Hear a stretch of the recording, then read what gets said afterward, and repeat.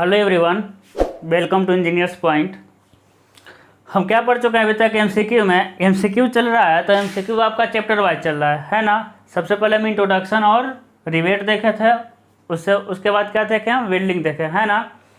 अब क्या देखेंगे हम लोग, टेंशन मेंबर, कंप्रेशन मेंबर और बीम। तो हो सकता है कि सेशन थोड़ा सा लंबा हो, ज़्यादा नहीं, थोड़ा सा लंबा हो सकता है ना। अब कितना जाएगा अब देखेंगे, तो आराम से पढ़ना है ना, जल्दीबाजी पे नहीं। और कोई जल्दी जल्दी नहीं पढ़ता है, ऐसा नहीं करना है कि पहली बार में होता है ना, जैसे कि 0.5, 0.1, 0.1.25 होता है ना गुणे वाला, है ना, कि 1.5 गुना भी स्पीड पे करके पढ़िए, 2 गुना स्पीड पे पढ़ना है। तो पहली बार में स्पीड नहीं बढ़ाना है, ठीक है। पहली बार में आपको नॉर्मल स्पीड में ही देखना है, नहीं तो थोड़ा सा बढ़ा सकते हैं, 1.5 नहीं जाना है ना, 1.5 से नीचे ही रहना है। तो पहली बार में आप आराम से पढ़िए, समझिए। दूसरी बार में आप स्पीड बढ़ा लीजिएगा, तो जल्दी जल्दी ऐसे ऐसे बोलेंगे, है ना। बढ़ाते होंगे आप लोग तो क्या बोलते होंगे, जल्दी जल्दी बोलते होंगे, ठीक है। तो पहली बार में आपको धीरा पढ़ना है, सेकेंड बार में ज़्यादा तो बढ़ा लेना है। अब इतना भी नहीं बढ़ा लीजिएगा कि हम अजीब ही तरह से बोलने लगे, है ना। तो चलिए बात ख़त्म करते हैं। अब हम पढ़ेंगे क्या, एमसीक्यू, है ना। क्या पढ़ेंगे, एमसीक्यू। सेशन को लाइक कर दीजिए और जो चैनल पर नए आए हैं वो चैनल को सब्सक्राइब कर दें, है ना। चलिए शुरू करते हैं।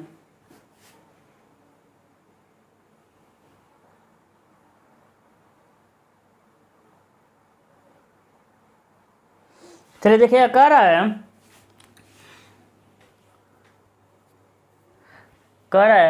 मशीन कट के लिए, है ना, मशीन कट के लिए एज डिस्टेंस या फिर एंड डिस्टेंस का मान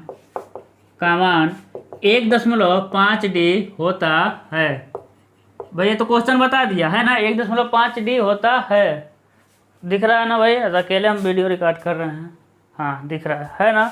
1 रोज अकेले ही रहते हैं भाई। हम कहते हैं ना भाई टेक्निकल वाले भैया बताओ, कोई टेक्निकल वगैरह नहीं है ना। तो भोकाल मारते हैं भाई टेक्निकल वाले भाई, बताओ क्या दिख रहा है कि नहीं दिख रहा है। कोई नहीं रहता है, अकेले हैं, ठीक है, अकेले रिकॉर्ड करते हैं। कह रहा है मशीन कट के लिए एज डिस्टेंस का मान 1.5D होता है। तो डी क्या है, डी क्या है, डी क्या है, ABCD का एक अक्षर है ना। डी फॉर डाल होता है, सी और डी। क्या है आपका, नॉमिनल डायामीटर, नॉमिनल डाया या फिर नॉर्मल कहते हैं, नॉमिनल या फिर इसे हम कह सकते हैं नॉर्मल कह सकते हैं, ठीक है। उसके बाद लिख रहा है ग्रॉस डाया, ग्रॉस डायामीटर। उसके बाद क्या होता है आपका, बोथ, यानी दोनों, अपने मन का, है ना। इंजीनियर का गुण होता है ना अपने मन का करना, कोई ले लीजिए। उसके बाद होता है नन ऑफ दीज, इनमें से कोई नहीं। तो बताइए क्या होगा। हम क्या बताते थे जब मिनिमम पिच बताते थे ना, पिच मिनिमम कितना होता है आपका 2.5D। तो हम क्या कहते थे, जो ये डी है ना, सिर्फ यही वाला डी जो होता है वो नॉमिनल डायामीटर होता है। सिर्फ यही वाला डी क्या होता है, नॉमिनल डाया होता है। बाकी के सारे आपको समझ आ गया होगा क्या होते हैं, ग्रॉस डायामीटर। तो ए वाला डी क्या होता है, ग्रॉस डायामीटर, है ना। तो इजी क्वेश्चन था। अगला क्वेश्चन क्या है, अगला क्वेश्चन है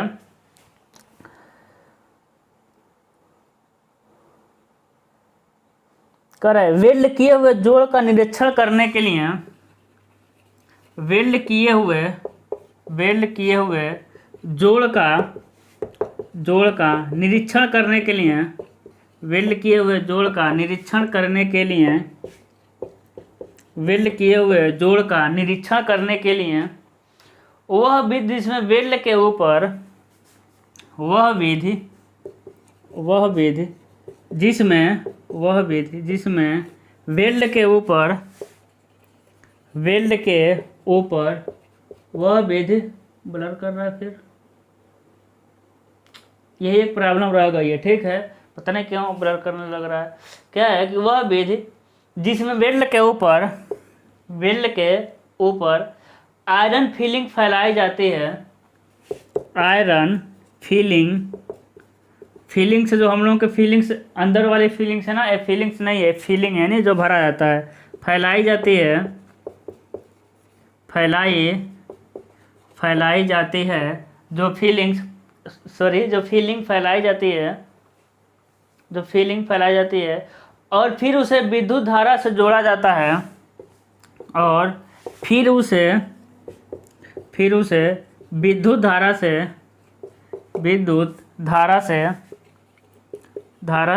जोड़ा जाता है, फिर उसे विद्युत धारा से जोड़ा जाता है, उसे क्या कहा जाता है? उसे क्या कहा जाता है? देखिए ये ना हाई लेवल के क्वेश्चन है, लेकिन हम मान लीजिए हाई लेवल कर रहे हैं, 50 क्वेश्चन मीडियम लेवल का क्वेश्चन कर रहे हैं, तो एक दो क्वेश्चन हाई लेवल करने में क्या जा रहा है, उसको हम क्यों छोड़ रहे हैं ना, उसको भी कवर कर दे रहे हैं। इसके आने के चांस एकदम ही कम है ना, एक काफ़ी हाई लेवल नहीं है, मतलब कि आउट ऑफ सिलेबस है। एक क्वेश्चन मैकेनिकल में ज़्यादातर आते हैं ना, हाई लेवल नहीं कहेंगे, आउट ऑफ सिलेबस कहेंगे। ए आपका क्या मिलेगा, उसे क्या कहेंगे? ए कहेंगे चुंबकीय कण विधि, चुंबकीय कण विधि। बी क्या हो जाएगा इसमें? डाई पेनेट्रेशन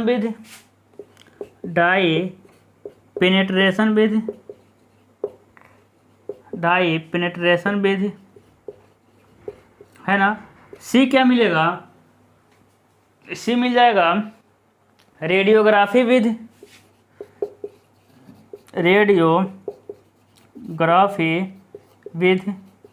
और डी क्या मिल जाएगा? डी मिल जाएगा आपको प्रस्रव्य विधि है ना। सब लोग आ गए, कोई छूट तो नहीं गया है? क्या होगा बताइए भाई। देखिए इसको कैसे याद रखना है, उसे विद्युत से क्या लिखे हैं, यहाँ लिखे हैं, उसे विद्युत से धारा जोड़ा जाता है ना, विद्युत से धारा से जोड़ा जाता है। तो विद्युत का ऑप्शन आ गया। तो यहीं से पकड़ना है आपको, यहीं से क्या पकड़ना है कि ऑप्शन में कहीं चुंबकीय कण दिया है क्या, है ना, विद्युत इलेक्ट्रोमैग्नेटिक,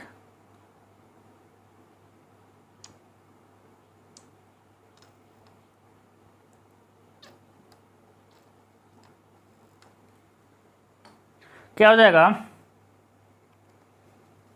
इलेक्ट्रोमैग्नेटिक है ना। ए वाला तो हमेशा याद रहता है, इलेक्ट्रोमैग्नेटिक है ना। तो इलेक्ट्रिकल इसमें हो जाएगा इलेक्ट्रिकल विद्युत, और ये हो जाएगा आपका मैग्नेटिक, यानी याद रखने का तरीका बता रहे हैं। इलेक्ट्रोमैग्नेटिक यानी विद्युत से जोड़ेंगे तो हो जाएगा आपका चुंबकीय, है ना। विद्युत से जोड़ेंगे तो क्या हो जाएगा आपका ऑप्शन? चुंबकीय हो जाएगा। तो ये रटने वाला क्वेश्चन है ना, क्योंकि सिलेबस में आपके है नहीं तो इसको कोई बताया नहीं होगा, ठीक है ना। करने का मतलब किसी बुक में नहीं मिलेगा, जब बुक में नहीं मिलेगा तो हम लोग भी नहीं इसको बताते हैं। बस आप MCQ में ऐसा क्वेश्चन आते रहते हैं, तो डिस्कशन कर लेना है, ठीक है। अगला क्वेश्चन क्या कह रहा है कि ऐसे तनन उपांग, या भी इस क्वेश्चन को हम बाद में कराएंगे, ठीक है। ये क्या कह रहा है कि निम्नलिखित में से कौन सा टेंशन मेंबर में विफलता का एक तरीका नहीं है? निम्नलिखित में से, अच्छा क्वेश्चन है, बताइएगा। निम्नलिखित में से कौन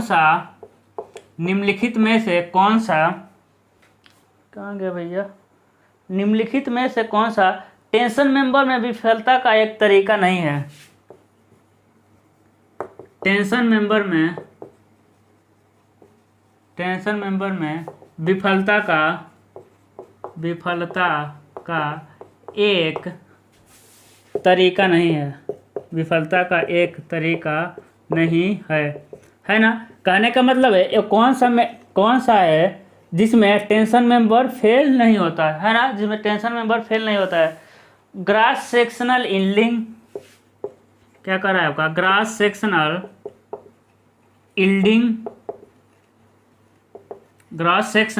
यील्डिंग, हिंदी क्या होगा इसका? अब बना लीजिएगा हिंदी। ब्लॉक शियर फेल्योर, ठीक है, ब्लॉक शियर फेल्योर। और क्या मिला है आपका? लोकल बकलिंग है ना। क्या हो जाएगा आपका? Local buckling. Net section rupture net section rupture, है ना, नेट सेक्शन रप्चर। तो क्या ऑप्शन होगा बताइए, ABCD में से बताइए क्या होगा ऑप्शन, बताइए फटाक से। क्या मिलेगा, मिल जाएगा आपका लोकल बकलिंग, है ना। क्या ऑप्शन मिलेगा आपको, ऑप्शन नंबर C सही होगा।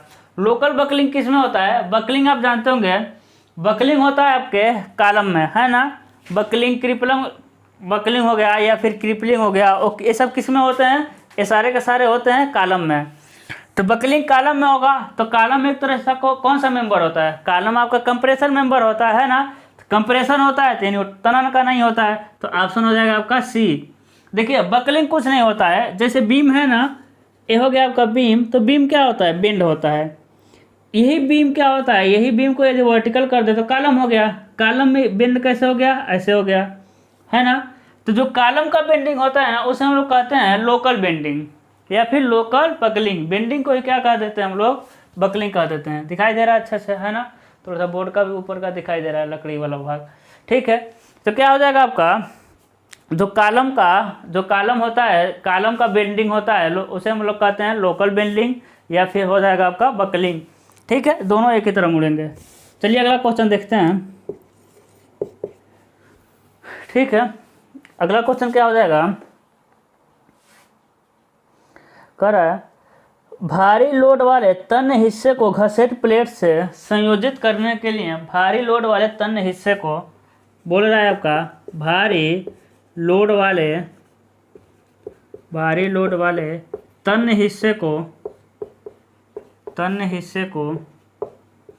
भारी लोड वाले तन्य हिस्से को घसेट प्लेटों से संयोजित करने के लिए, घसेट प्लेटों से संयोजित करने के लिए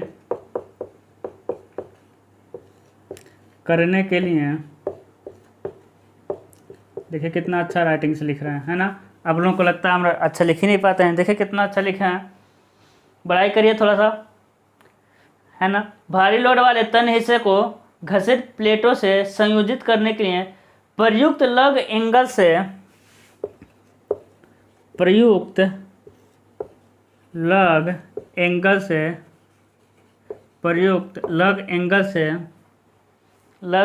से संबंधित कुछ कथन नीचे दिए गए हैं, संबंधित कुछ कथन नीचे दिए गए हैं, दिए नहीं गए हैं, अभी हम दे रहे हैं, ठीक है। नीचे दिए गए हैं, कह रहा है एंड कनेक्शन की लंबाई कम हो जाती है। फर्स्ट क्या बोल रहा है, फर्स्ट एंड कनेक्शन की, एंड कैसे लिखा है भाई, एंड ऐसा ही लिखा है, एंड कनेक्शन की लंबाई कम हो जाती है, एंड कनेक्शन की लंबाई कम हो जाती है। सेकंड क्या मिल रहा है आपका, सेकंड मिल रहा है लग एंगल के उपयोग से गसेट प्लेट में बचत होती है, लग एंगल के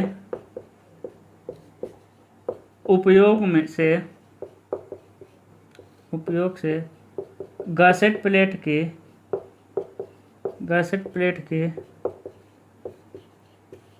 बचत होती है, गसेट प्लेट की बचत होती है ना। थर्ड क्या हो जाएगा आपका, थर्ड हो जाएगा अतिरिक्त फास्टनरों और एंगल की, अतिरिक्त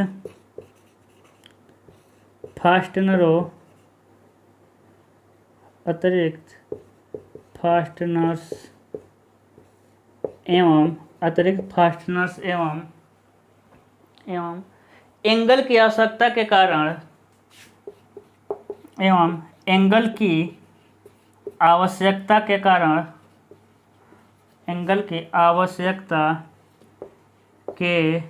कारण, पीडीएफ जाएगा 1-2 दिन में, ठीक है। एक दो क्लास और पढ़िए, उसके बाद हम PDF भेज देंगे। 250 क्वेश्चन के आसपास, मतलब 200 कर चुके हैं, 250 कर देंगे। के कारण कनेक्शन की लागत बढ़ जाती है, के कारण कनेक्शन की लागत बढ़ जाती है ना। क्या हो जाएगा आपका ए क्या मिल जाएगा, फर्स्ट सेकेंड और थर्ड सही हैं, यानी ए में क्या हो जाएगा, सभी सही हैं, सभी सही है। बी क्या हो जाएगा आपका, बी हो जाएगा आपका फर्स्ट और सेकेंड, क्या हो जाएगा बी, सेकेंड और थर्ड सही है, सेकेंड और थर्ड सही है। सी क्या मिल जाएगा, केवल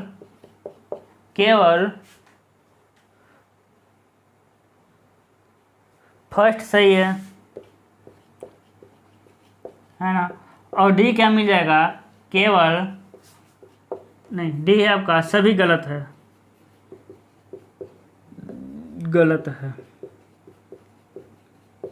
अब बताइए राइटिंग अच्छा लग रहा है कि नहीं, ये वाला है ना। अब बताइए जब इतना अच्छा राइटिंग में लिखेंगे तो आपका टाइम ज़्यादा लग जाएगा ना, है कि नहीं। तो टाइम बचाने के लिए, अरे ज़्यादा अच्छा नहीं है कहने मतलब उस वाले से अच्छा है ना, इतना भी अच्छा नहीं है, मतलब ये अच्छे से लिखे है ना, क्योंकि ऊपर टोपी पहना के सब पर टोपी पहना दिए है ना, तो उससे थोड़ा अच्छा है, तो ज़्यादा टाइम लग जाएगा, इसलिए घसीट देते हैं, है ना। बताइए क्या होगा, क्या है अब लग एंगल क्या होता है भाई, समझिएगा। जैसे ए हो गया आपका घसेट प्लेट, घसेट को हम घसेट ही कहते हैं, ठीक ना। तो ए हो गया आपका एंगल जोड़ दिए, ठीक है। तब एंगल को जैसे नीचे झुक सकता है ना, ए वाला नीचे झुक सकता है, तो इसके लिए एक छोटा सा एंगल यहाँ लगा देते हैं, है ना। इसे हम लोग कहते हैं लग एंगल, इसे हम लोग क्या कहते हैं आपका लग एंगल, ठीक है। यही होता है आपका लग एंगल होता है। ए तो नॉर्मल एंगल हो गया, तो लग एंगल क्या होता है, ऑप्शन थर्ड क्या हो रहा है कि लग एंगल लगाएंगे तो इसके लिए भी तो रिवेट वगैरह या फिर वेल्डिंग करेंगे, यानी उसी को हम फास्टनर्स कहते हैं। एवं एंगल की आवश्यकता के कारण कनेक्शन की लागत क्या हो जाती है, बढ़ जाती है, ठीक है। अगला कह रहा है, यानी थर्ड क्या कर रहा है, लागत बढ़ जाती है, लगाएंगे तो ऑफिशियली क्या बात है, लागत तो बढ़ना ही बढ़ना है। ब्लर कर रहा है ना, क्या हो गया भैया,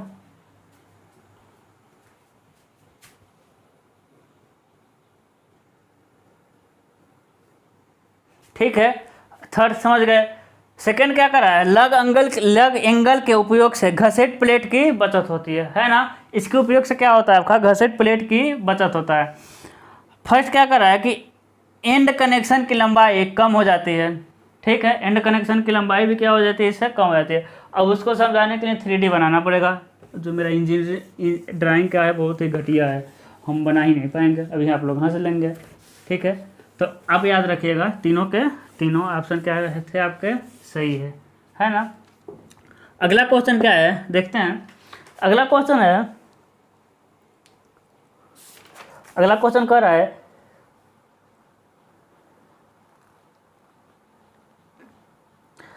अच्छी तनन के अंतर्गत किसी तनन संरचना का, कह रहा है अच्छी तनन के अंतर्गत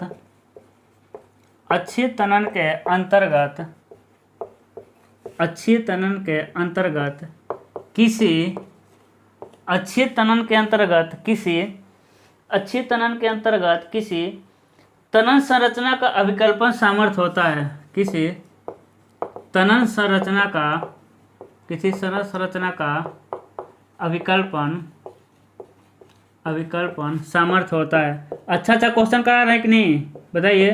सामर्थ्य होता है, जैसे कि पिछले का जो मॉक टेस्ट वगैरह था उसमें क्या बताए थे, के का मान कितना होता है जब ये जुड़ा हो वो जुड़ा हो, है ना। एकदम इजी, एकदम बेसिक क्वेश्चन था, इसमें थोड़ा सा लेवल बढ़ा हुआ है। अब उसी क्वेश्चन को दोबारा करा दें, कोई मतलब ही नहीं है ना। तो एक बार पढ़िए, हम एक सरप्राइज टेस्ट लेंगे, ठीक है। जल्दी एक टेस्ट लेंगे, 3-4 घंटे का रहेगा, पूरा वीडियो पढ़िए, फिर उस टेस्ट को भी लगाना है, काम हो जाएगा पूरा, ठीक है। क्या कह रहा है कि अच्छी तनन के अंतर्गत किसी तनन संरचना का अभिकल्पन सामर्थ्य होता है। ए लिख रहा है आपका शुद्ध सकल काट के तुल्य विफल क्षेत्र के कारण, ले भैया हिंदी देख लीजिए आप, कह रहा है शुद्ध सकल काट के, शुद्ध सकल काट के तुल्य शुद्ध सकल काट के तुल्य विफल क्षेत्र के कारण, तुल्य विफल क्षेत्र के कारण, तुल्य विफल क्षेत्र के कारण न्यूनतम अभिकल्पित सामर्थ्य तथा न्यूनतम अभिकल्पित सामर्थ्य तथा न्यूनतम अभिकल्पित सामर्थ्य तथा अंतिम जोड़ पर ब्लॉक कर्तन तथा अंतिम जोड़ पर ब्लॉक कर्तन। ठीक है, बी क्या हो जाएगा आपका? बी हो जाएगा शुद्ध अनुप्रस्थ काट के विफलता के कारण, शुद्ध अनुप्रस्थ काट के विफलता के कारण, बहुत टाइम वेस्ट हो रहा है जी, क्या करेंगे, पढ़ लीजिए। विफलता के कारण, शुद्ध अनुप्रस्थ काट के विफलता के कारण अभिकल्पन सामर्थ्य तथा अंतिम जोड़ पर ब्लॉक का कर्तन, अभिकल्पन सामर्थ्य तथा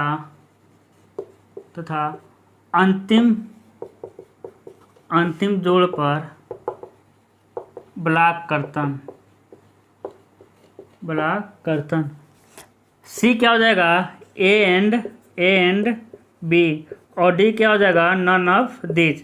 बताइए क्या होगा?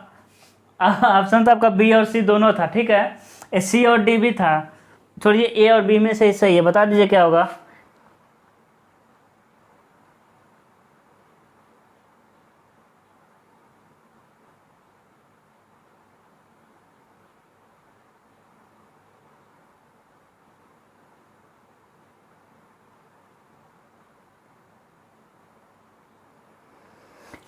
क्या होगा आपका? ऑप्शन नंबर ए है ना। देखिए पूरा तो पूरा नहीं समझ आ रहा होगा आपको, लेकिन कुछ ना कुछ तो समझ आ रहा होगा। कह रहा है कि शुद्ध सकल काट के तुल्य विफल क्षेत्रफल, है ना, इतना तो समझ आ रहा है ना। जो हम के लगाते हैं, जैसे ए या नहीं की बात कर रहा है ना, शुद्ध प्रभावी क्षेत्रफल, है ना, तो ए या नहीं इसका मतलब हो गया विफल क्षेत्र का न्यूनतम अभिकल्पन सामर्थ्य।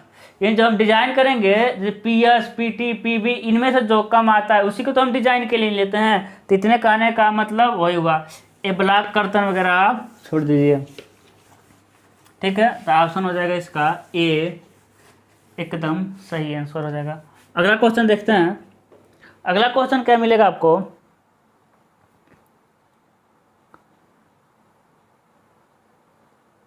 कह रहा है 10 mm, ये तो इजी क्वेश्चन है। अगला इसको छोड़ते हैं, देखते हैं अगला। कह रहा है गसेट और मुख्य सदस्य के बाहर, क्वेश्चन है गसेट और मुख्य सदस्य के बाहर, गसेट और मुख्य सदस्य के बाहर निकले पाद को जोड़ने के लिए, निकले पाद को जोड़ने के लिए, पाद को जोड़ने के लिए, पाद को जोड़ने के लिए, कहाँ गया? पाद को जोड़ने के लिए प्रयुक्त लघु कोण कहलाता है। प्रयुक्त लघु कोण कहलाता है, लघु कोण कहलाता है। ये क्या हो जाएगा आपका? लॉन्ग एंगल, यही होगा, बताइए। बी क्या दिया है? लग एंगल, नाम सुना सुना लग रहा है लग एंगल का, अभी पीछे तो हम सुने थे, है ना। सी क्या हो जाएगा आपका? इक्वल एंगल, और डी क्या हो जाएगा आपका? बल्ब एंगल, है ना। तो क्या ऑप्शन हो जाएगा इसका? बी सही होगा, है ना। समझ लीजिए, कह रहा है घसेट प्लेट और मुख्य सदस्य के बाहर। देखिए ये घसेट प्लेट हो गया, ये मुख्य सदस्य हो गया, के बाहर निकले पाद को, है ना, कनेक्टिंग लेंस और आउटस्टैंडिंग लेंस, यानी निकले हुए पाद को जोड़ने के लिए प्रयुक्त लघु कोण, ये जो लघु वाले कोण है ना, छोटा सा एंगल, उसे क्या कहेंगे, लग एंगल कहेंगे। आसान है ना, उसे क्या कहते हैं हम लोग, लग एंगल। ठीक है, हो जाएगा आपका लग एंगल। चलिए आगे देखते हैं अगला क्वेश्चन। अगला क्वेश्चन कह रहा है लग कोण,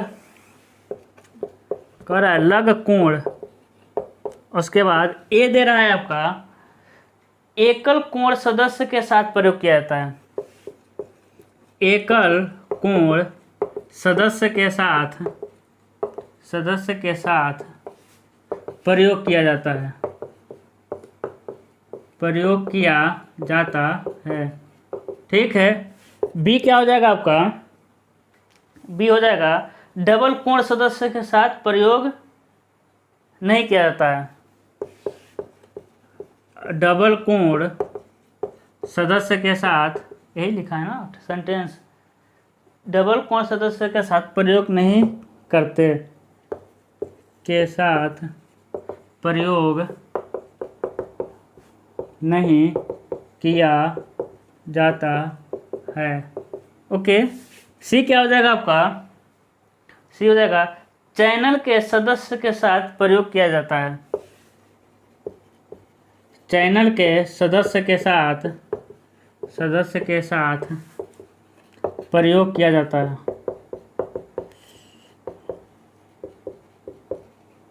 ठीक है, डी क्या हो जाएगा आपका, ऑल ऑफ दीज।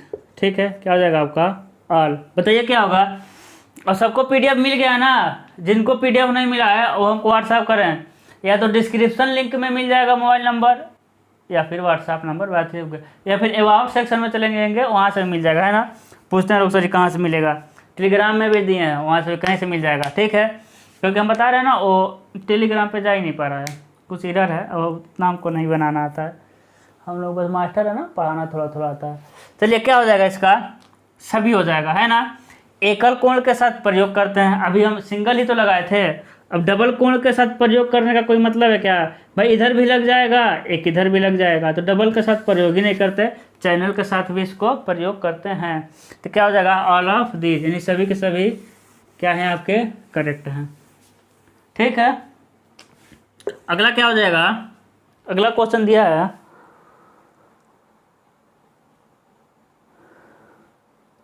कह रहा है तनाव अवरुद्ध करने के लिए,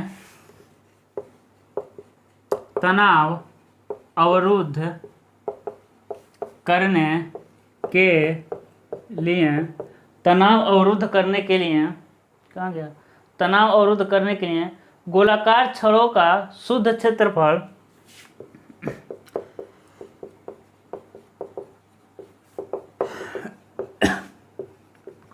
गोलाकार छड़ों का शुद्ध क्षेत्रफल, तनाव अवरुद्ध करने के लिए गोलाकार छड़ों का शुद्ध क्षेत्रफल इस पर अनुप्रस्थ परिच्छेद का क्षेत्रफल होता है। इस पर अनुप्रस्थ परिच्छेद का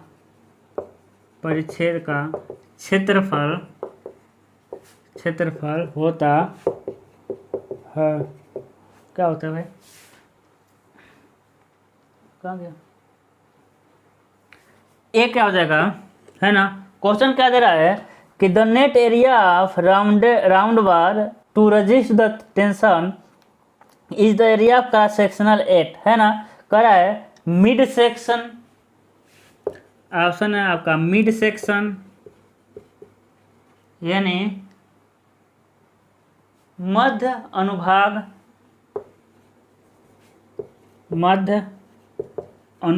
पर, है ना, मध्य अनुभाग पर। बी क्या हो जाएगा आपका, धागे की जड़ पर, यानी root of the thread, root of the thread. ठीक है, सी क्या मिल जाएगा आपको, बोथ, है ना, क्या हो जाएगा आपका, बोथ हो जाएगा। डी क्या हो जाएगा, नन ऑफ दीज। बताइए समझ आ रहा है आपको।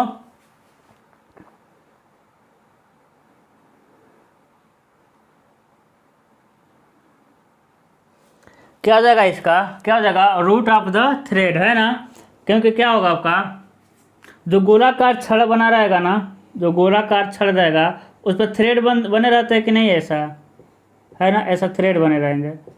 अरे जो छड़ होता है बाहर उस पर ऐसा थ्रेड बने रहेंगे। तो जब इसको टेंशन के रूप में यूज करेंगे तो क्षेत्रफल क्या निकालेंगे, तो रूट ऑफ द थ्रेड, है ना। यानी इसका जड़ को भी हम लोग काउंट करेंगे, किसका, आपका जो थ्रेड निकला रहेगा, है ना।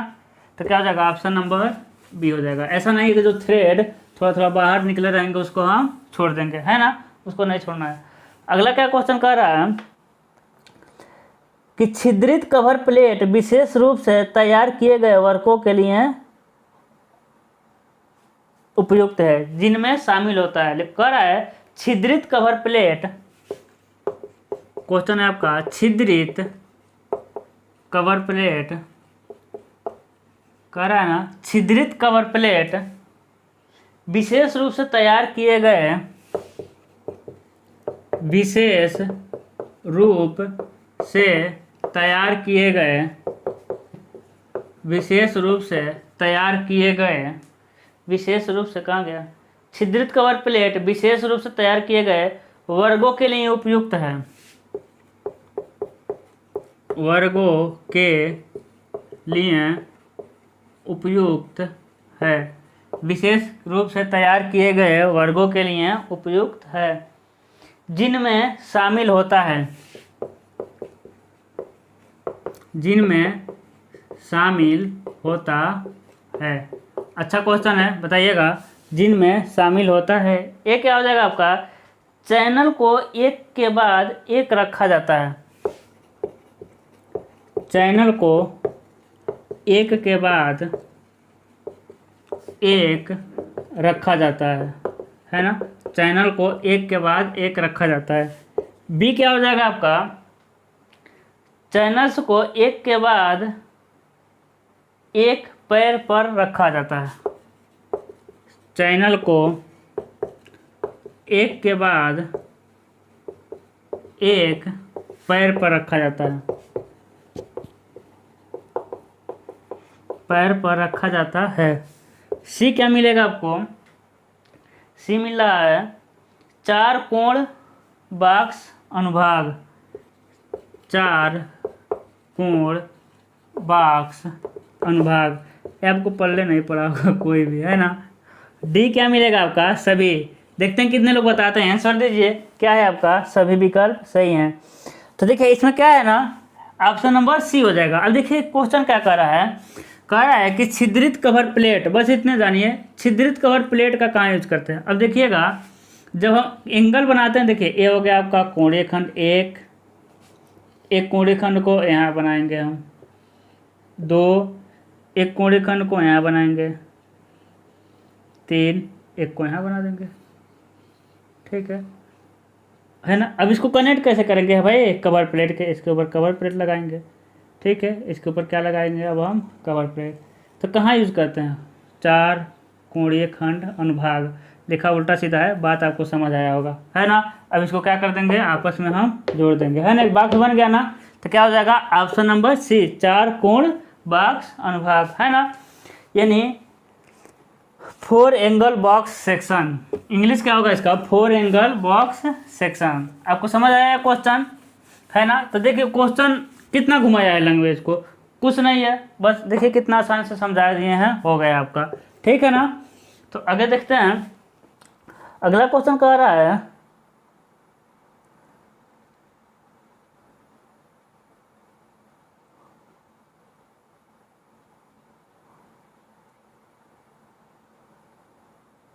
अगला क्वेश्चन क्या कर रहा है, कह रहा है जब प्लेट मौसम के संपर्क में आती है, जब प्लेट मौसम के संपर्क में आती है, जब प्लेट मौसम के संपर्क में आती है, आने दीजिए भैया, में आती है तो पिच इन लाइन पर टैकिंग रिवेट प्रदान की जाती है। तो तो तो पिच इन लाइन पर पिच इन लाइन पर टैकिंग रिवेट प्रदान की जाती है ना। टैकिंग या फिर टैकिंग रिवेट प्रदान की जाती है टैकिंग रिवेट प्रदान की जाती है जो कि इससे अधिक नहीं होती है, जो कि इससे अधिक नहीं होती है, जो कि इससे अधिक नहीं होती है। ए क्या हो जाएगा आपका 8T, बी हो जाएगा आपका 16, 24, 32, 16T, 24T, 32T, है ना।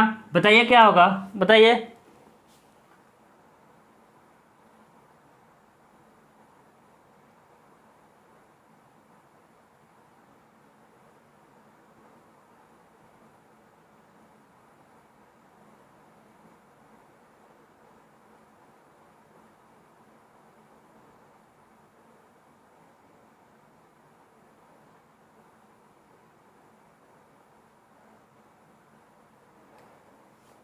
बताइए क्या होगा आपका, इसमें होगा आपका 16T या हाँ क्या होगा आपका सिर्फ 16T।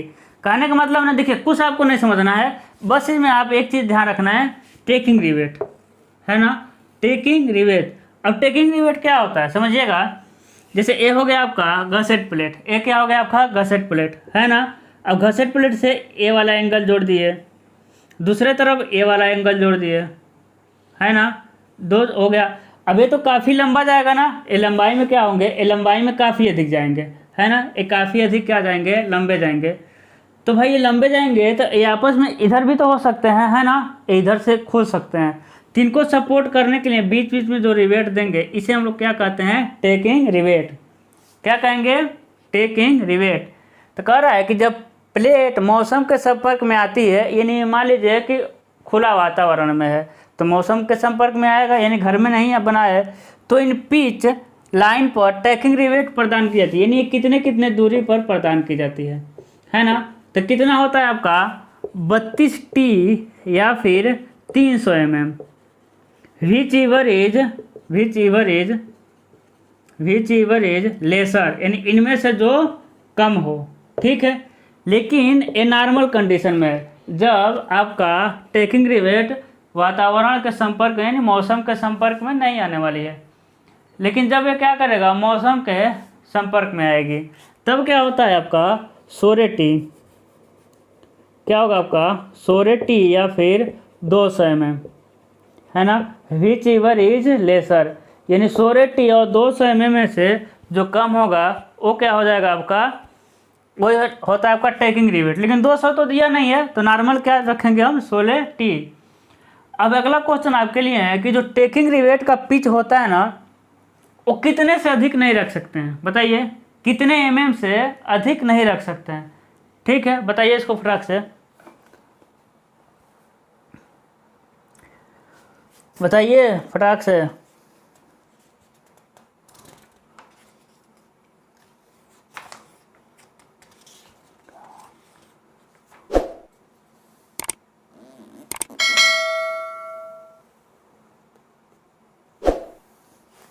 क्या होता है बताइए, मैक्सिमम कितना रख सकते हैं, 1000 mm, 1000 mm से अधिक नहीं रखना है, ठीक है।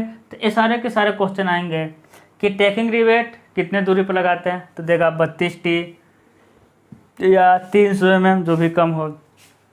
बाहर वातावरण खुला हुआ कहाँ लगाएंगे, 16T या 200 mm जो भी क्या हो आपका कम हो। यह क्वेश्चन दे देगा आपका कि मैक्सिमम टेकिंग रिवेट कितना रख सकते हैं पिच, तो कितना रख सकते हैं मैक्सिमम के लिए 1000 mm, ठीक है। कितना रख देंगे मैक्सिमम के लिए, आप रखेंगे 1000 mm, ठीक है। हम पूछते हैं कि 1000 mm किसके लिए है भाई, जो मेंबर है वो टेंसाइल के लिए है कि कंप्रेशन के लिए है? ठीक है, तो आप कहेंगे सर वो मेंबर होना चाहिए आपका टेंसाइल का, क्योंकि हम चैप्टर पढ़ रहे हैं टेंशन का, है ना। तो टेंसाइल मेंबर के लिए मैक्सिमम कितना रखेंगे? 1000। लेकिन कंप्रेशन, यदि वही मेंबर कंप्रेशन का हो जाए तब कितना रखेंगे? कंप्रेशन में 600 mm से अधिक नहीं रखना है हमको। ट्रैकिंग रिवेट कंप्रेशन में कितना रखना है? 600। यदि कुछ भी न बोले, कहे कि ट्रैकिंग रिवेट का मैक्सिमम पिच कितना होगा, तो भाई कुछ बोल ही नहीं रहा, कुछ नहीं बोलेगा तो मैक्सिमम पिच 1000 तो होगा। ब्लर कर रहा है फिर से, क्या किया जाए बताइए? तो आप लोग कुछ सेटिंग वगैरह जानते हो तो बताइए। देखिए काफ़ी देर से कर रहा है। क्या हो जाएगा? सिर्फ मैक्सिमम बोलेगा तो 1000 हो जाएगा, है ना। सिर्फ मैक्सिमम बोलेगा तो क्या हो जाएगा आपका? 1000 हो जाएगा। ठीक है, क्या हो जाएगा आपका? 1000 हो जाएगा। चलिए अगला क्वेश्चन देखते हैं। तो ये सारे पॉइंट ना नोट कर लीजिए, कुछ नोट करते रहिए, क्योंकि पीडीएफ में सब सारी चीज़ें अलग से थोड़ी बताया है ना। तो नोट किए रहेंगे तो फायदा होगा आपके लिए। अगला क्वेश्चन कह रहा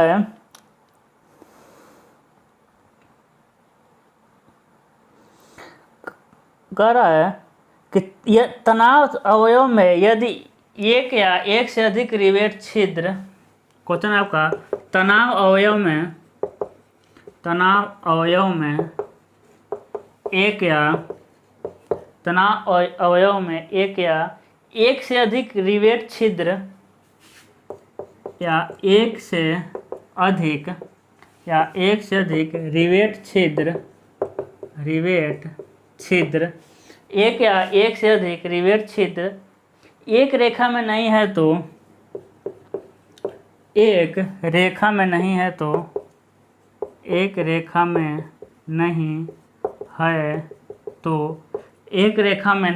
तो अवयव की विफलता किस पर निर्भर करती है?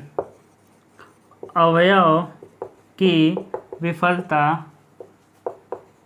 किस पर निर्भर करती है? किस पर निर्भर करती है बताइए। ए आपका हो जाएगा, अवयव की विफलता किस पर निर्भर करती है? पिच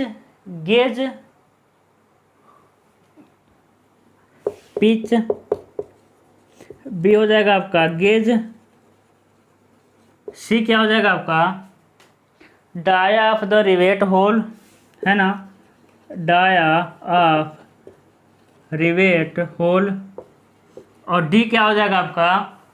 हो जाएगा ऑल ऑफ दीज, है ना, ऑल, यानी इनमें से सभी। क्या हो जाएगा? एकदम आसान क्वेश्चन है ना।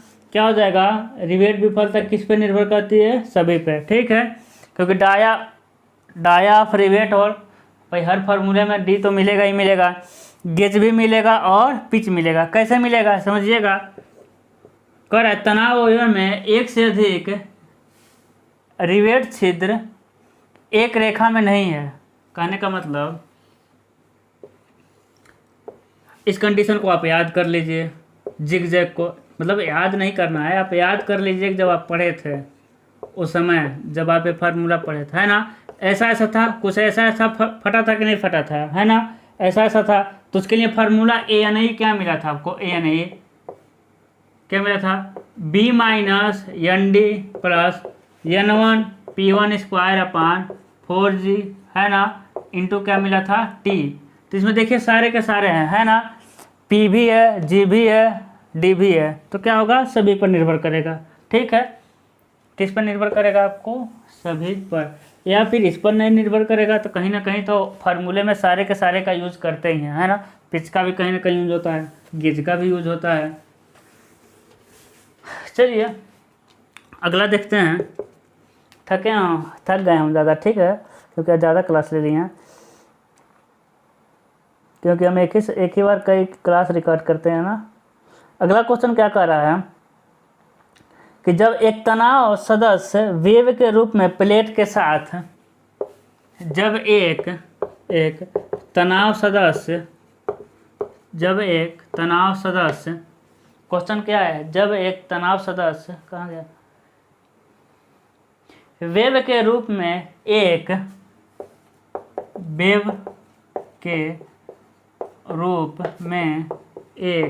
प्लेट वेव के रूप में एक प्लेट, जब एक तनाव सदस्य वेव के रूप में एक प्लेट के साथ 4 कोणों से बना होता है, एक प्लेट के साथ 4 कोणों से बना होता है, 4 कोणों से बना होता है, वेव के साथ 4 कोणों से बना होता है, कहाँ गया, 4 कोणों से बना होता है, तो छेद के लिए,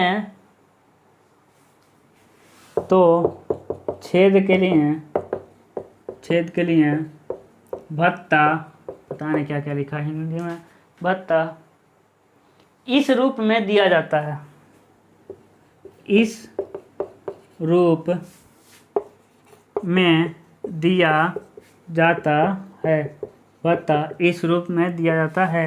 ये क्या हो जाएगा आपका, ये हो जाएगा प्रत्येक कोणों के लिए 2 छेद, प्रत्येक कोणों के लिए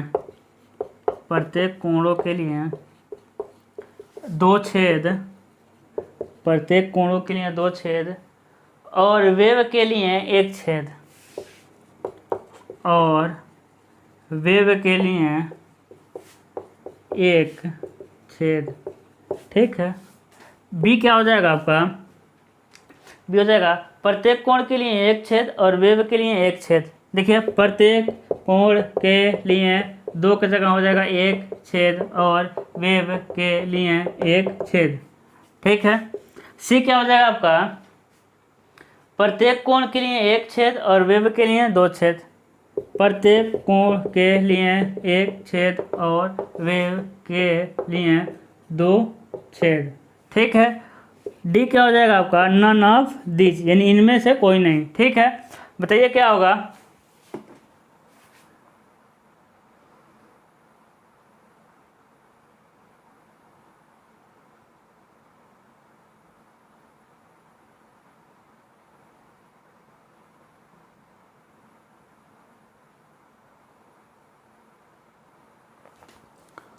क्या होगा आपका, बताइए। ऑप्शन नंबर होगा सी, है ना, ऑप्शन नंबर सी। अब देखिए क्या कह रहा है, ना इंग्लिश पढ़ते हैं इसका, कह रहा है when tension member is made of 4 angle which a plate as web, यानी वेव के रूप में प्रयोग किए हैं। ठीक है। The allowance for hole is made as. ठीक है। तो क्या ऑप्शन क्या हो जाएगा, सी, यानी प्रत्येक कोण के लिए 2 छेद और वेव के लिए 1 छेद। यानी अभी भी क्या कर रहा है कि 4 कोण एंगल 4 से मिलकर बने, है ना, 4 से मिलकर बने। तो जोड़ने के लिए किसमें कितना होल करेंगे, तो प्रत्येक कोण के लिए कह रहा है, प्रत्येक कोण के लिए यानी एंगल के लिए कितना करेंगे, 2 छेद करेंगे, और वेव के लिए कितना करेंगे, हम 1 छेद करेंगे, है ना। तो क्या हो जाएगा, ऑप्शन नंबर सी। ठीक है। एंगल के लिए 2, एंगल के लिए 1 और वेव के लिए 2। ठीक है। कितना क्लास चल चुका है, चलिए 50 मिनट हो चुका है ना। तो बताइए आज का क्वेश्चन थोड़ा डिफिकल्ट लग रहा होगा ना, क्योंकि आपका थोड़ा लैंग्वेज भी कॉम्प्लिकेटेड कर दे रहा है और बड़ा बड़ा। तो ये बताइए, आप ये सोच कर नहीं ना मेरे पास पढ़ने आए हैं कि चलना है सर जी इजी पढ़ाएंगे, है ना।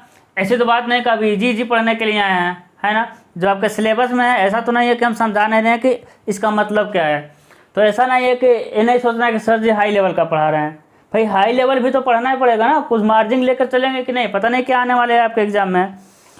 तो क्या है कि अब देखिए, अभी आप कहेंगे तो हम आपको इजी करा देंगे। चलिए हम कुछ क्वेश्चन इजी कराते हैं, तभी आपको देखने में लग जाएगा अरे ये तो इजी क्वेश्चन है, ये तो आराम से हो जाएगा, है ना। तो ऐसा नहीं सोचना है कि हम इजी पढ़ेंगे, ये ज़्यादा क्वेश्चन हार्ड वाले नहीं हैं, ये सब जेई का ही क्वेश्चन है ना। तो अभी आप देखिए हम आपको इजी क्वेश्चन करा रहे हैं, चलिए कुछ क्वेश्चन इजी कराते हैं, तब आपको लगेगा कि इजी पढ़ने का कोई मतलब नहीं। इजी आप कितना पढ़ेंगे, एक ही क्वेश्चन को बार बार कह रहा है। तनाव, देखिए इजी क्वेश्चन जो हम छोड़े हैं उसको हम पढ़ा रहे हैं। कह रहा है तनाव अवयव का कुल परिच्छेद क्षेत्रफल, कह रहा है ना, तनाव अवयव का, अभी आप बता देंगे इसको आराम से, तनाव अवयव का शुद्ध क्षेत्रफल, तनाव अवयव का शुद्ध क्षेत्रफल, उसके सकल परिच्छेद क्षेत्रफल, उसके सकल परिच्छेद क्षेत्रफल, उसके सकल परिच्छेद क्षेत्रफल, दिख रहा है ना? हाँ दिख तो रहा, या फिर बाद में दिखेगा। परिच्छेद क्षेत्रफल, उसके सकल परिच्छेद क्षेत्रफल, ये हो जाएगा आपका, ये हो जाएगा, कहाँ गया, ये हो जाएगा छिद्रों के क्षेत्रफल के योग के बराबर होता है। और रिवेट के, ये हो जाएगा, और रिवेट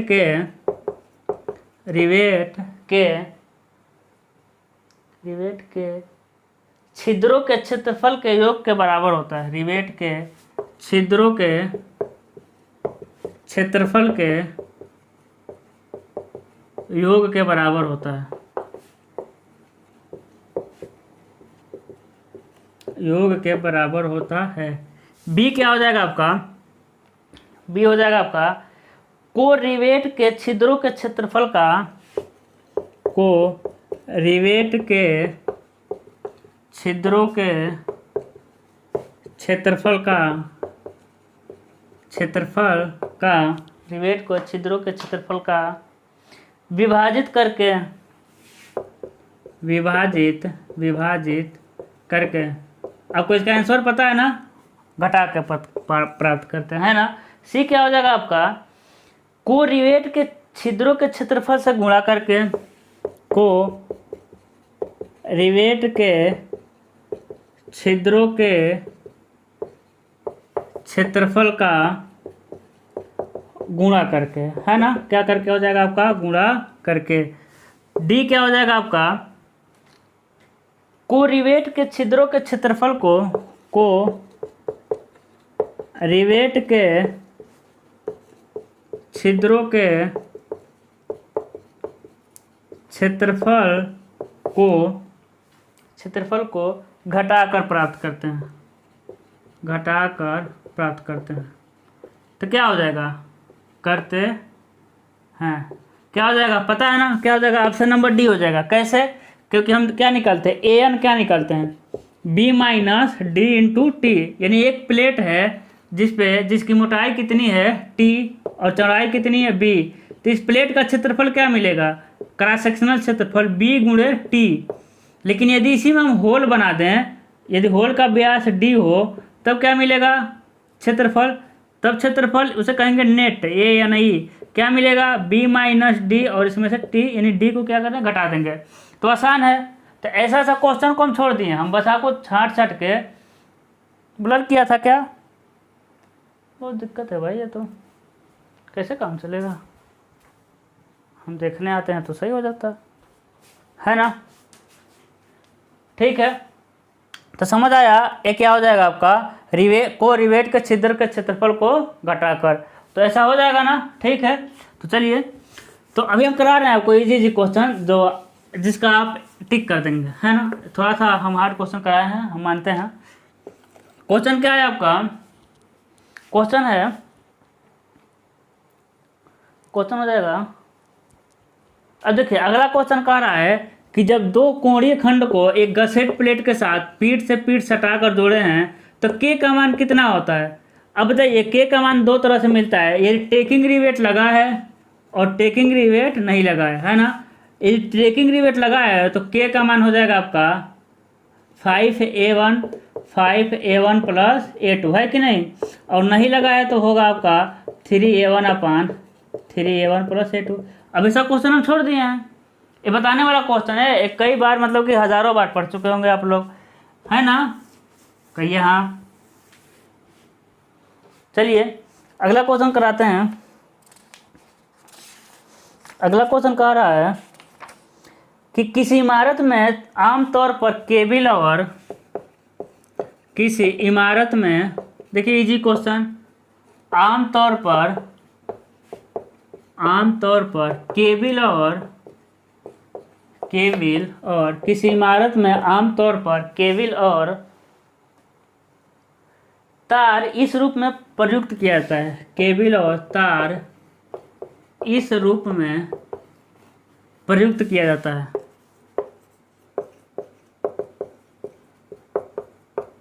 इस रूप में प्रयुक्त किया जाता है। किस रूप में?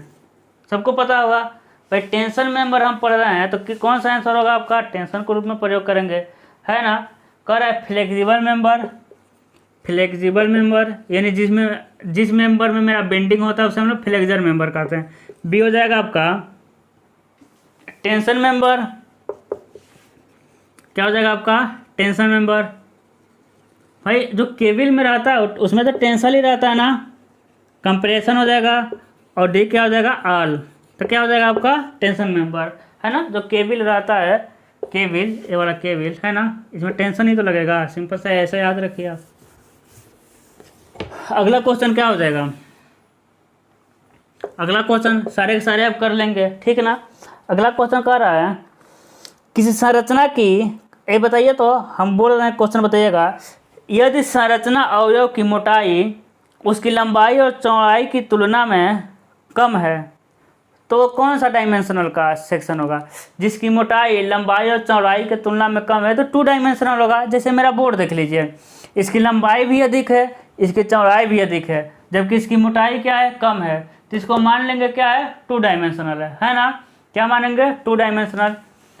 लेकिन इसको क्या मानेंगे? इसकी मोटाई यानी ये वाला दोनों क्रॉस सेक्शनल कम है और इसकी लंबाई अधिक है, तो इसे हम कहेंगे 1 डायमेंशनल कर सकते हैं, है ना। यानी जिसकी सिर्फ लंबाई बहुत अधिक हो, इस चौड़ाई और मोटाई की तुलना में लंबाई बहुत अधिक हो, तो उसे हम कहेंगे 1 डायमेंशनल, है कि नहीं। Easy question. फिर कह रहा है आपका, हाँ कह नहीं रहा है, हम कुछ लिख रहे हैं, ठीक है, उसको आप लोग नोट कर लीजिएगा। जो शुरू में कहे थे ना, बाद में क्वेश्चन कराएंगे। कह रहा है संपीड़न अवयव जो डेड लोड वहन करता है, तनुतानुपात यानी अवयव का प्रकार, अवयव का प्रकार, अवयव का प्रकार, और अगला इधर रहेगा आपका तनुतानुपात, तनुता अनुपात, ठीक है। अवयव का प्रकार और तनुता अनुपात हम लिखेंगे और आपको बताना है। हम कह रहे हैं संपीड़न अवयव जो निष्क्रिय भार वहन करता है, संपीड़न अवयव, संपीड़न अवयव जो डेड लोड लेता है, जो डेड लोड लेता है यानी लिया जाता है, उसके लिए तनुता अनुपात कितना होगा? 180 होगा ना। कितना होता है आपका? 180, याद रखना है कितना होगा आपका? 180। संपीड़न अवयव जो वायु और भूकंपीय भार ग्रहण करता है, संपीड़न अवयव, अवयव इसमें से एक क्वेश्चन आएगा, एक ही साथ करा दे रहे हैं, पूरे के पूरे याद रहेंगे। जो वायु, क्या है?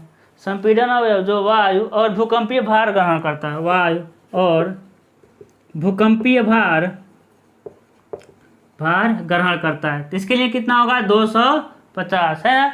इसके लिए तनुता अनुपात होगा 250। ये सिर्फ अभी संपीड़न की बात हुई है, ठीक है। ये दोनों किसकी बात हुई है अभी तक? सिर्फ संपीड़न की बात। जो सिर्फ डेड लोड लेता है, तनुता अनुपात 180। जो वायु और भूकंप भार को लेता है, तनुता अनुपात 250। अगला क्वेश्चन है तनन अवयव जो छत, ट्रस, ब्रेसिंग के लिए उपयोग में लाए जाते हैं, तनन अवयव, तनन अवयव जो छत, ट्रस, जो छत, ट्रस अवयव, जो छत, ट्रस,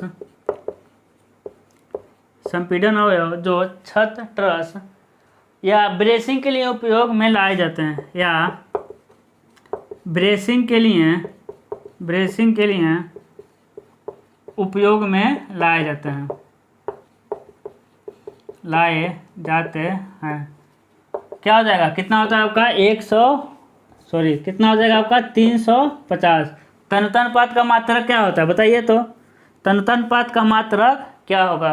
अगला कह रहा है तनन अवयव एक्स्ट्रा लोड, तनन अवयव, है ना, एक्स्ट्रा लोड लेगा, ये कोई भी लोड लेना यानी, तो कितना हो जाएगा आपका? 400 तनुता अनुपात। क्या हो जाएगा? तनुता अनुपात का मात्रक क्या होगा भाई बताइए? तनुता अनुपात का मात्रक नहीं होता है ना, डायमेंशन लेस है, यूनिट लेस है।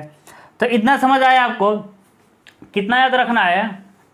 सबसे पहले कंप्रेशन मेंबर का 180, फिर 250, 350, 400। हम कहें किसी मेंबर का, मैं किसी तनन मेंबर का मैक्सिमम तन्यता अनुपात कितना होगा बताइए तो। किसी तनन मेंबर का मैक्सिमम तन्यता अनुपात कितना होगा, तो आपका आंसर होगा कितना 400, है ना। किसी संपीड़न अवयव का मैक्सिमम तन्यता अनुपात कितना होगा, आंसर कितना होगा आपका 250। ऐसा क्वेश्चन आएगा, कहेगा किसी अवयव का मैक्सिमम तन्यता अनुपात क्या होगा, टेंशन भी नहीं कहेगा, कंप्रेशन भी नहीं कहेगा, तब भी आपको क्या लगाना है 400 ही होगा, है ना। तब दोनों नहीं कहा तो दोनों में देखेंगे तो याद आया, याद हो जाएगा ना। कह रहा है कि कंप्रेशन मेंबर जो डेड लोड लिया है उसका तन्यता अनुपात 180, मेरे साथ बोलिए। कंप्रेशन अवयव जो डेड लोड लिया है तन्यता अनुपात 180। कंप्रेशन अवयव जो अर्थक्वेक लोड या फिर विंड लोड ले रहा है तन्यता अनुपात 250। उसके बाद टेंशन पे आइए, टेंशन लोड जो ट्रस के लिए या ब्रेसिंग के लिए यूज होता है तन्यता अनुपात 350। टेंशन अवयव जो एक्स्ट्रा लोड लेता है उसके लिए तन्यता अनुपात क्या होगा 400 होगा। लेसिंग के लिए तन्यता अनुपात कितना होगा बताइए तो। लेसिंग के लिए तन्यता अनुपात होता है आपका 145, है ना। तो वही कह देगा किसी मेंबर के लिए मैक्सिमम तन्यता अनुपात कितना होगा, तो अभी भी होता है आपका 400 ही आएगा। तो इतना ज़रूर याद रखिएगा, आएगा इसमें से, ठीक है। कहे थे ना बाद में कराएंगे, शुरू में कहे थे इसको हम बाद में कराएंगे, वही मिला है अभी।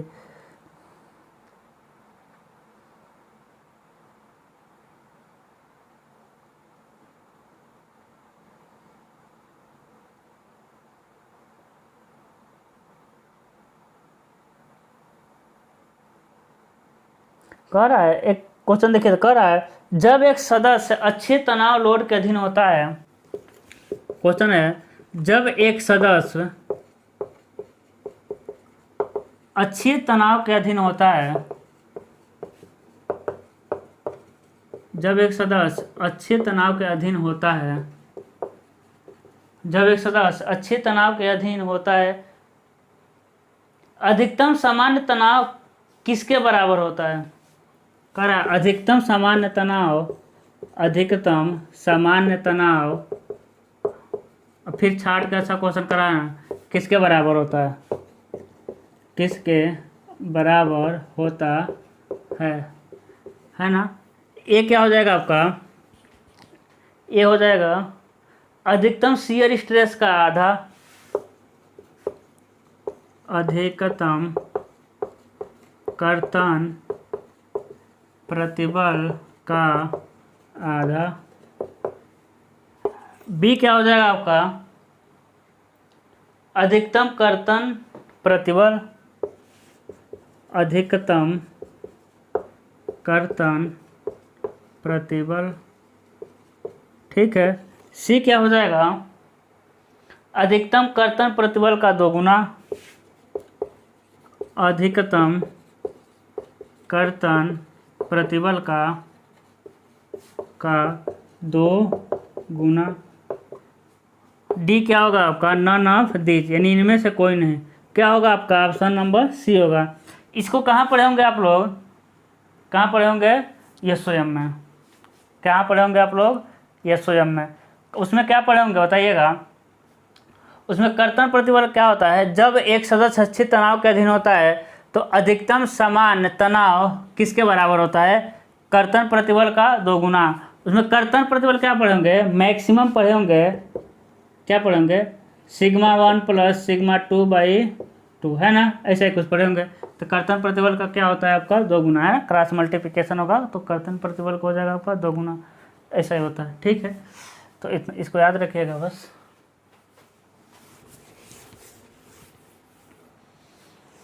है ना, कर्तन प्रतिबल का हो जाएगा 2 गुना, ठीक है।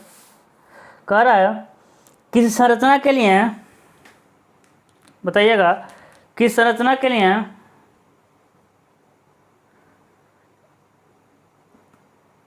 कार्यकारी तनन प्रतिबल जनरली कितना लिया जाता है। कार्यकारी तनन प्रतिबल लिया जाता है आपका 150, है ना। कितना लेते हैं हम लोग, 150, ठीक है। इसको नहीं लिखवा रहे हैं। अब कह